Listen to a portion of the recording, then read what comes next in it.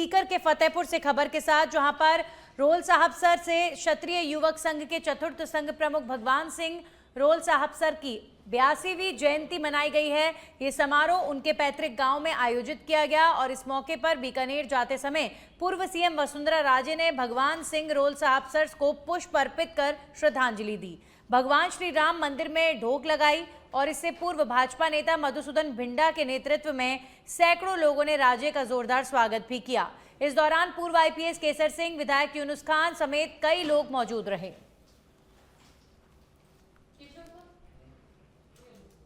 ये प्यार ऐसे ही बनाए रखना, यही चीज है जिसके पीछे आज राजस्थान के अंदर हम लोगों की इतनी अच्छी मजबूत कड़ी बनी हुई है।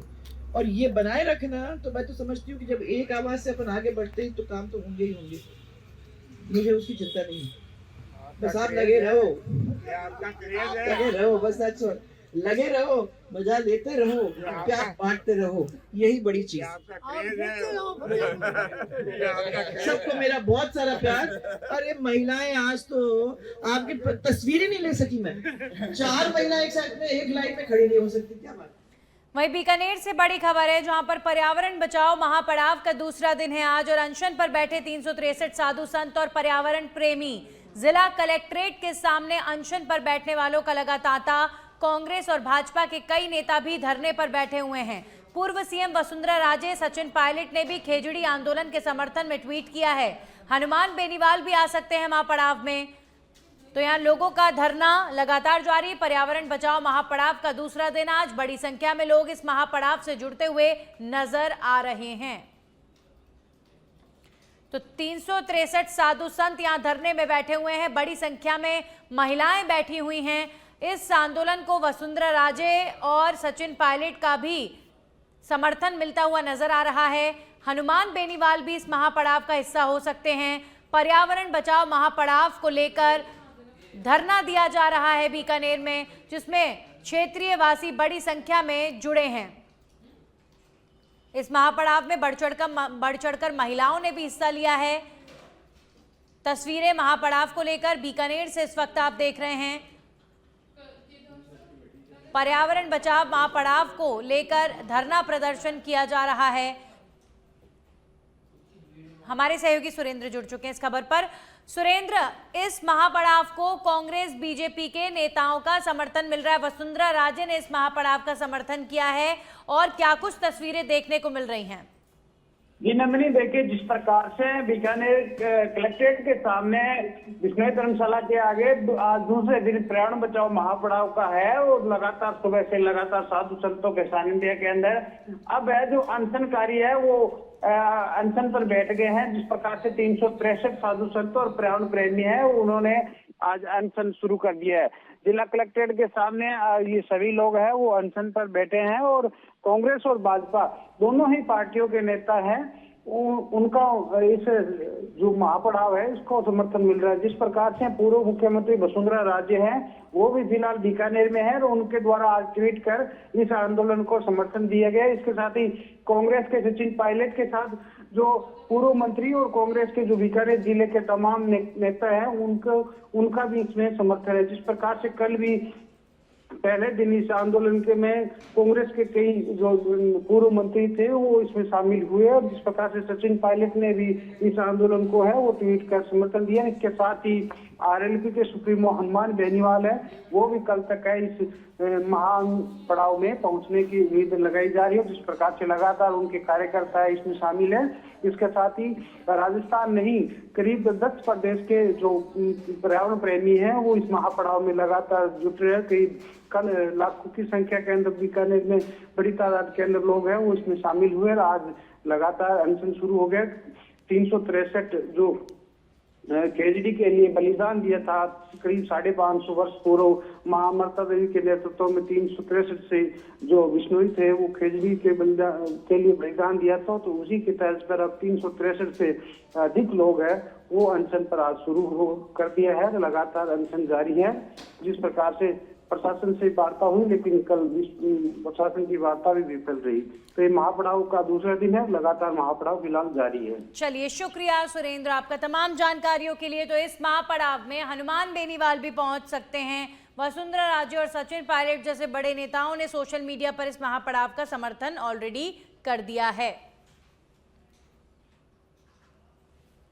खबरों में आगे बढ़ेंगे। बालोतरा पुलिस ने नशा तस्करी के खिलाफ विशेष अभियान ऑपरेशन विष भंजन के तहत बड़ी सफलता हासिल की है। 2 फरवरी 2026 को समदड़ी पुलिस को सूचना मिली कि सुरपुरा क्षेत्र में एक संदिग्ध काली कार दिखाई दी है। पुलिस ने वाहन का पीछा किया, लेकिन चालक और एक अन्य व्यक्ति अंधेरे का फायदा उठाकर फरार हो गए।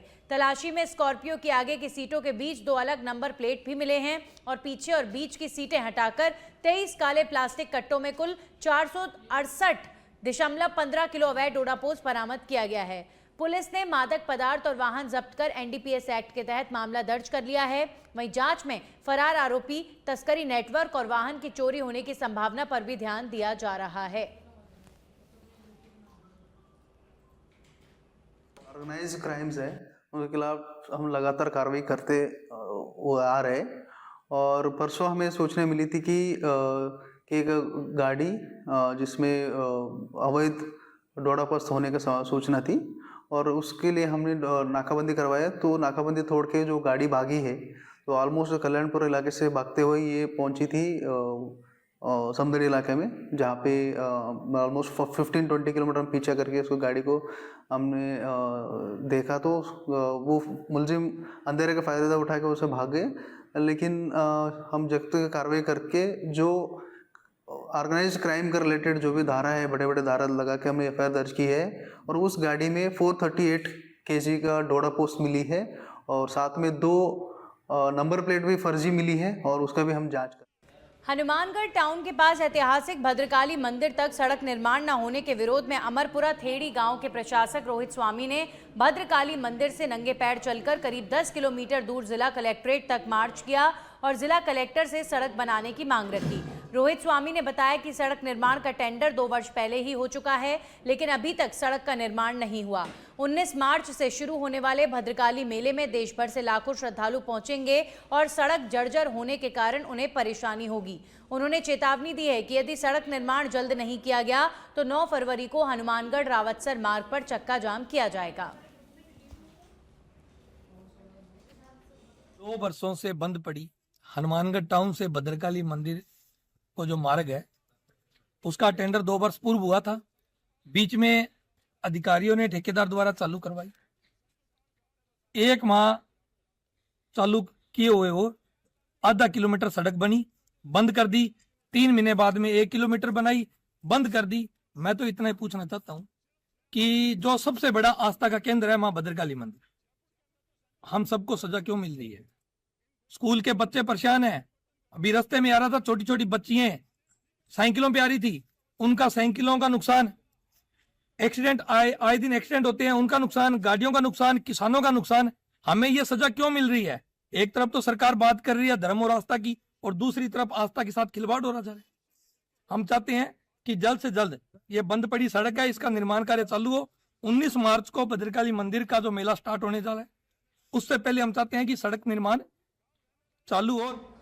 बांसवाड़ा के महात्मा गांधी जिला अस्पताल में संचालित रामाश्रय वार्ड बुजुर्गों के लिए राहत और भरोसे का केंद्र बनकर उभरा है। चालू वर्ष में अब तक 1153 वरिष्ठ नागरिकों को बेहतर चिकित्सकीय उपचार, परिवार जैसा माहौल और संवेदनशील देखभाल मिल चुकी है। वार्ड में 5 पुरुष और 5 महिला बेड हैं, जिसका संचालन डॉक्टर राजेश चौधरी के नेतृत्व में और नर्सिंग व्यवस्था senior nursing officer Sunita Menon द्वारा संभाली जा रही है। उपचार प्राप्त बुजुर्गों ने सफाई, स्टाफ के व्यवहार और निःशुल्क सुविधाओं को सराहा और इसे निजी अस्पताल जैसी सुविधाओं वाला सरकारी मॉडल बताया है। इस साल बांसवाड़ा में रामाश्रय वार्ड है, इसमें 60 से ऊपर वाले के मरीजों को लिया जाता है, भर्ती कराया जाता है। और यहाँ पे पुरुषों के लिए 5 और महिलाओं के लिए 5, दोनों तरह 10 बेड है टोटल। और यहाँ फ्री में ही सारी इलाज, सारी सुविधाएं, घर जैसा माहौल बुजुर्गों को दिया जाता है। किसी तरह की कोई दिक्कत यहाँ हम आने नहीं देते हैं मरीजों को। और वार्ड पूरी तरह वातानुकूलित और साफ़ सुथरा हम रखते हैं। बुजुर्गों को इस साल में 1153 बुजुर्ग हमारे यहाँ भर्ती हुए हैं, उनको पूरी तरह लाभ करके स्वस्थ करके भेजा गया है। तीनों शिफ्ट चलते हैं यहाँ, तीनों शिफ्ट में हमारे यहाँ स्टाफ अवेलेबल होता है और जैसे जैसे डॉक्टर हमें जो निर्देश देते हैं उस हिसाब से हमारा स्टाफ पूरी तरह ट्रीटमेंट करता है। लगे कि हम यहाँ बीमार हैं, इस तरह से हम उनको फील नहीं होने देते हैं। हम उनको अच्छे तरह से व्यवहार से अच्छे से बात करते हैं, घर जैसा, जैसे प्यार से बात करना, अच्छे से दवाइयाँ देना, उनके सारे टेंशन, उनके दिमाग में जो भी जिस तरह की भी उनकी टेंशन होती है वो सारे हम रिलीव करते हैं उनको, कि भाई आप घबराओ मत, ही बीमारी आपकी जो है जल्दी से ठीक हो जाएगी, पूरी तरह स्वस्थ हो जाओगे, और घर जाके भी आपको बराबर दवाइयाँ लेनी है, अच्छे से खुराक करनी है, और दोबारा बीमार होकर आपको नहीं आना है, स्वस्थ और प्रसन्न रहना है आपको, ये सब हम लोग। और अब खबर जोधपुर से, जहां पर साध्वी प्रेम बाइसा के मामले में पुलिस फिलहाल पोस्टमार्टम रिपोर्ट का इंतजार कर रही है। पुलिस कमिश्नर ओम प्रकाश पासवान ने बताया कि पोस्टमार्टम रिपोर्ट आने में अभी समय लगेगा, लेकिन घटना स्थल पर मौजूद आई विटनेस से पूछताछ की जा रही है और उनके बयान भी दर्ज किए जा रहे हैं। इसके साथ ही सोशल मीडिया की भी गहनता से जांच की जा रही है। अंतिम निर्णय पोस्टमार्टम रिपोर्ट मिलने के बाद ही लिया जाएगा। रिपोर्ट प्राप्त होने के बाद आगे की कार्रवाई शुरू की जाएगी। वहीं साध्वी प्रेम बाइसा के आश्रम को सील करने के सवाल पर उन्होंने कहा कि आश्रम को फिलहाल ऑब्जर्वेशन में रखा गया है। पुलिस जल्द ही इस मामले में निष्कर्ष पर पहुंचेगी और पूरे घटनाक्रम का खुलासा किया जाएगा। की जांच रिपोर्ट का वेट है और उन्होंने कहा है कि इसमें कुछ समय लगेगा, परंतु उसके बीच में जो टेक्निकल एनालिसिस है, वहाँ पे जो विटनेसेस, आई विटनेसेस मौजूद थे, उनके साथ पूछताछ और उनके बयान लेना और उनके सोशल मीडिया को खंगालना, जिसमें वो हॉस्पिटल में गई थी, उस समय वहाँ पे जो उनके ब्रदर्स हैं उनको संकलित करना, उनसे चर्चा करना, ये सारी कार्रवाइयाँ की जा रही हैं और सारे जो एविडेंस हैं, सर्कमस्टांशियल एविडेंस हैं, उनको मिलाने की कोशिश की जा रही है, जिससे कि हम किसी निष्कर्ष पर पहुंच पाए। परंतु अंततोगत्वा वहीं बांसवाड़ा जिले के कंसारवाड़ी थाना क्षेत्र में दाहोद रोड पर एक दर्दनाक सड़क हादसा सामने आया है। सड़क किनारे एक बुजुर्ग महिला गंभीर हालत में खून से लथपथ पड़ी मिली। मौके से गुजर रहे एक राहगीर ने महिला को तड़पता देखकर तुरंत पुलिस को सूचना दी। सूचना मिलते ही कसारवाड़ी थाना पुलिस मौके पर पहुंची। प्रारंभिक जांच में सामने आया कि किसी अज्ञात वाहन ने बुजुर्ग महिला को टक्कर मारी और चालक मौके से फरार हो गया। पुलिस ने एम्बुलेंस की मदद से घायल महिला को जिला अस्पताल भिजवाया, जहां पर उसकी हालत नाजुक बनी हुई है। फिलहाल महिला की शिनाख्त नहीं हो पाई है। पुलिस आसपास लगे सीसीटीवी कैमरों की फुटेज खंगालने के साथ अज्ञात वाहन और चालक की तलाश में जुटी हुई है। मामले की जांच जारी है। ये अनजान थी, सड़क पे गिरी, हमको मिली, हम देखने गए थे। पुलिस वालों ने बोला कि इनको हॉस्पिटल पहुंचा, तो वहाँ कोई ऐसा आदमी था, उसका ऐसा मैं था, तो मैंने कहा चलो डोगरा ले जाता हूँ।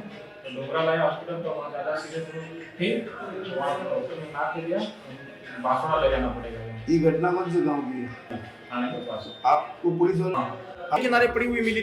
हाँ। कौन से गांव के अंदर में पड़ी थी? कौन सी रोड पे? ये कसारवाड़ी के अंदर में। कौन से थाने की पुलिस मौके पे आई थी? कसारवाड़ी थाने की पुलिस मौके पे आई थी। तो आप इसको लेकर आए, पुलिस वालों को कहने पे लेकर आए। ये बुजुर्ग महिला अकेली थी या कोई और था उसके साथ? ये अकेली थी। बेमेतरा जिले में ग्राम पंचायत मोहभट्टा में वित्तीय अनियमितता का मामला सामने आया है। जिला पंचायत बेमेतरा ने बताया कि गौण खनिज मद से स्वीकृत 26 कार्यों में से केवल 4 कार्य शुरू किए गए हैं, जिसकी वास्तविक लागत लगभग 15.5 लाख रुपए थी, जबकि 55.46 लाख रुपए आहरित कर लिए गए। इस पर तत्कालीन सरपंच भूषण पाल और सचिव पुनाराम बंजारे को नोटिस जारी कर स्पष्टीकरण मांगा गया है। साथ ही ग्रामीण यांत्रिकी सेवा के अनुविभागीय अधिकारी को भौतिक सत्यापन पर विस्तृत रिपोर्ट देने के आदेश दिए गए हैं।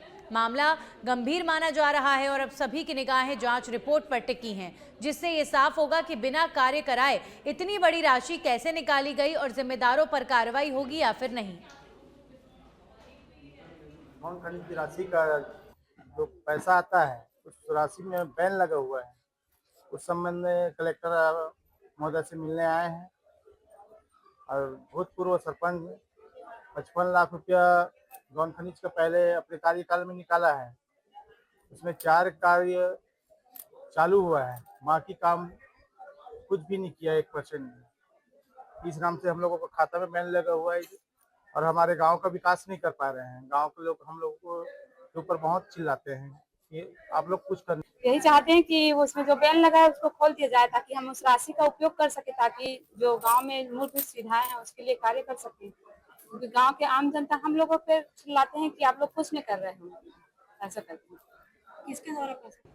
और अब रुक करेंगे बड़ी खबर का। दिल्ली से बड़ी खबर है जहां पर स्पीकर पर पेपर फेंकने वाले सांसद निलंबित कर दिए गए हैं। विपक्ष के 6 सांसद पूरे बजट सत्र के लिए निलंबित किए गए।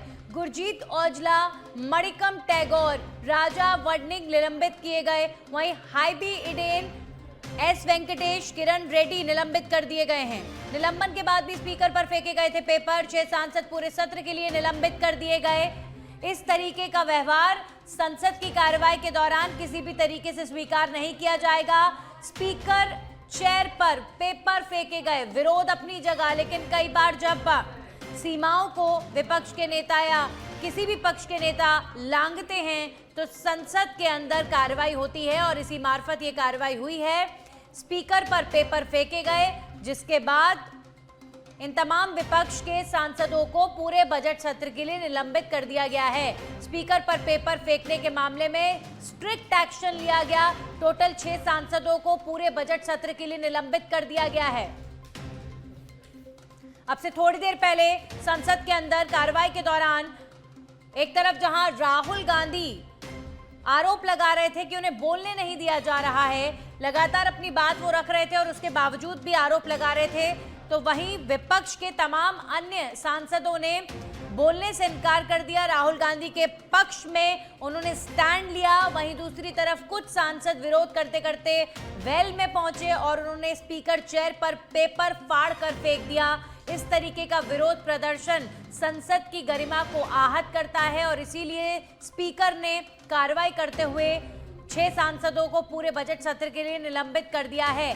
जब यह हंगामा हुआ उसके बाद तुरंत संसद की कार्रवाई को स्थगित कर दिया गया था और उसके बाद फिर स्पीकर द्वारा यह डिसीजन लिया गया 6 सांसदों को पेपर फाड़ना और पेपर फाड़ने के मामले में जिस तरीके से स्पीकर चेयर के ऊपर उन्होंने इस तरह का व्यवहार किया, स्पीकर के ऊपर पेपर फाड़कर फेंका, इस व्यवहार को संसद की कार्रवाई के विरोध में माना गया, संसद के इंसल्ट के रूप में माना गया और इसीलिए अब ये कार्रवाई की गई है। स्पीकर पर पेपर फेंकने वाले सांसद निलंबित कर दिए गए हैं। लगातार बीते 2 दिनों से चाहे बॉर्डर पर भारत और चाइना के बीच का मामला हो, चाहे अन्य कई मामलों पर राहुल गांधी समेत विपक्ष के जो तमाम सांसद हैं वो भारत सरकार पर लगातार प्रश्न खड़े कर रहे थे, जिसे लेकर सत्ता पक्ष की तरफ से भी राहुल गांधी पर बिना किसी तथ्य के आरोप लगाने का आरोप लगा। लगातार बीते 2 दिनों से काफी बहस संसद के अंदर हो रही थी।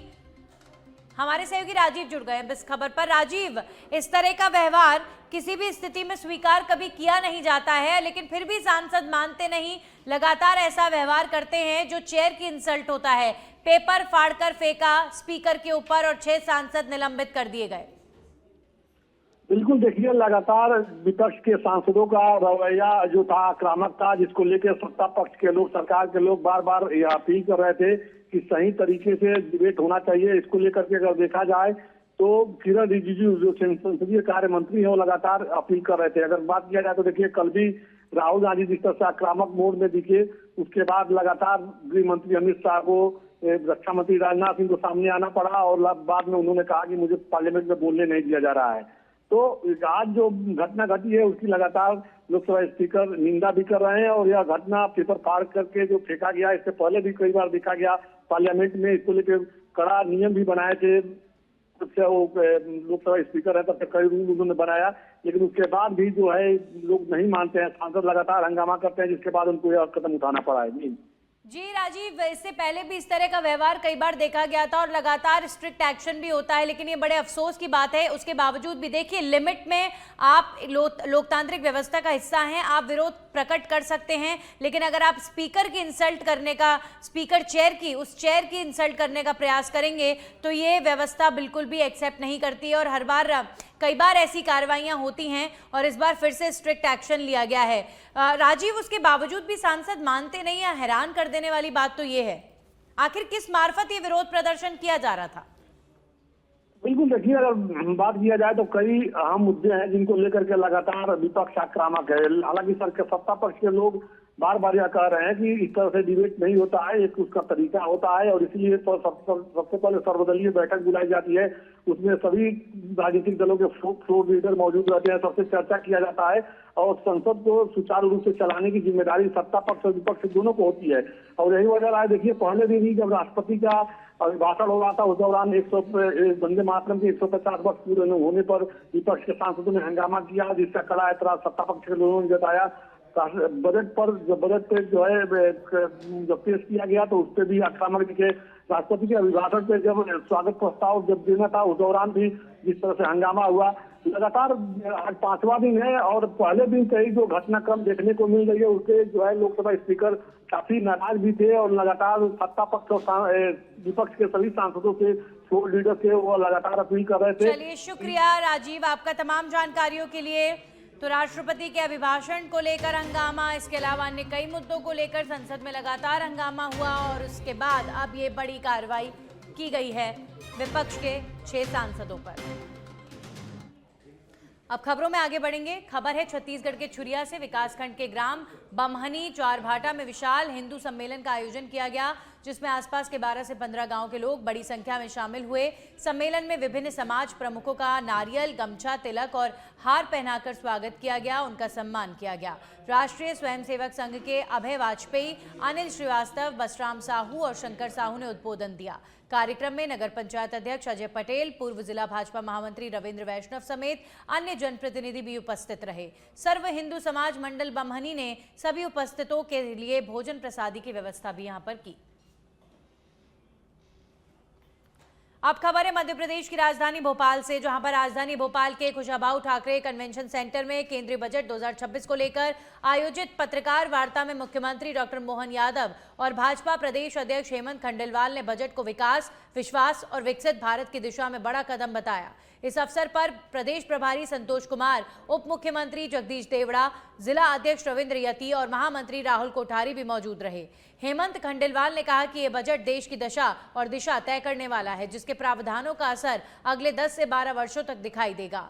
बजट में राजकोषीय घाटा कम करने, रक्षा बजट में 15% वृद्धि, महिलाओं के लिए प्रत्येक जिले में हॉस्टल, किसानों की आय बढ़ाने, पशुपालन में सब्सिडी, एमएसएमई उद्योग, IT, पर्यटन, स्वास्थ्य, युवा और नारी सशक्तिकरण पर विशेष ध्यान दिया गया है। हमने वो सारी योजना पकड़ी जिससे राज्य की निवेश की भी ताकत बढ़ेगी और विकास की संभावना के बड़े द्वार खुलेंगे। जैसे हमने नदी जोड़ो अभियान लिया, अब नदी जोड़ो अभियान में केवल 10% राशि हमको मिलाना है, वो भी वो 2 राज्य, जैसे हमने केन-बेतवा, PKC महाराष्ट्र के साथ, अब अकेले एक PKC योजना और केन-बेतवा के माध्यम से 1,70,000 करोड़ हमको मिल रहे हैं। तो ये जो शासन की योजनाओं के बलबूते पर राज्य को भविष्य की GDP में अपना योगदान बढ़ाने के लिए इस प्रकार की योजनाओं में आगे बढ़ना चाहिए। जैसे मैंने प्रारंभ में भूमिका में इस बात को कहा है कि ये केवल हम घर में बैठे रहे और हम वही कष्ट में हैं तो हमको मदद कर दो, उसके बजाय हमारी अपनी योजना दूरदर्शी हो, ठोस हो और राज्य को बेहतर से बेहतर मदद मिल जाए। इस दिशा में ही बढ़ने के लिए इस प्रकार के जो ये मैंने उसकी भूमिका में भी कहा कि ये हमारा जो भारत सरकार ने वित्त आयोग की सिफारिश को माना है, वो सारी सिफारिश है जो हमारे लिए और आगे जाकर लाभकारी होगी। इसलिए GDP बढ़ाने के लिए हम काम कर रहे हैं। मैंने जनवरी फर्स्ट वीक में निर्णय लेकर के सभी PS और मंत्रियों से निवेदन किया है कि वो ये क्वार्टर में आखिरी क्वार्टर तक अपने अपने राज्य के बजट से भारत सरकार के माध्यम से मिलने वाली वित्तीय व्यवस्था के बलबूते पर उसका सारा जितना अधिकतम दोहन और आपस में संशोधन करके उस चीज को कर ले। मुझे इस बात की प्रसन्नता के लगभग हमारे केवल 5 विभाग छोड़ के काफी हद तक लोगों ने कवर किए हैं। ये 5 ने भी कहा कि हम फरवरी में उसके किनारे ले आएंगे। वहीं डूंगरपुर जिले के सागवाड़ा क्षेत्र में बजरंग दल के कार्यकर्ताओं ने अवैध पशु तस्करी रोकने का दावा किया है। सूचना मिलने पर टीम ने पिकअप वाहन को रोका, जिसमें 6 भैंसें क्रूरतापूर्वक ठूस कर भरी हुई थी। चालक ने पहले बहस और धमकी दी, फिर पैसे देकर वाहन छोड़ने का दबाव डाला। पशुओं को डबोक, रेलमगरा, नाथद्वारा और सज्जनगढ़ के रास्ते कटाई के लिए ले जाया जा रहा था। बजरंग दल ने सागवाड़ा पुलिस को लिखित शिकायत देकर चालक और अन्य दोषियों के खिलाफ पशु क्रूरता निवारण अधिनियम समेत कड़ी कार्रवाई की मांग की है। आज बजरंग दल चित्तौड़ से सूचना मिली थी कि मध्य रात्रि गायों से बोराई हुई पिकअप निकलने वाली है, जिसकी सूचना पर गौ रक्षक सागर टीम गश्त पर बैठी और जिसमें एक पिकअप नंबर दिया हुआ था। उस पिकअप नंबर में 6 भैंसें पाई गई और 6 भैंसें पकड़ने के बाद उन्होंने हमको पैसों का लालच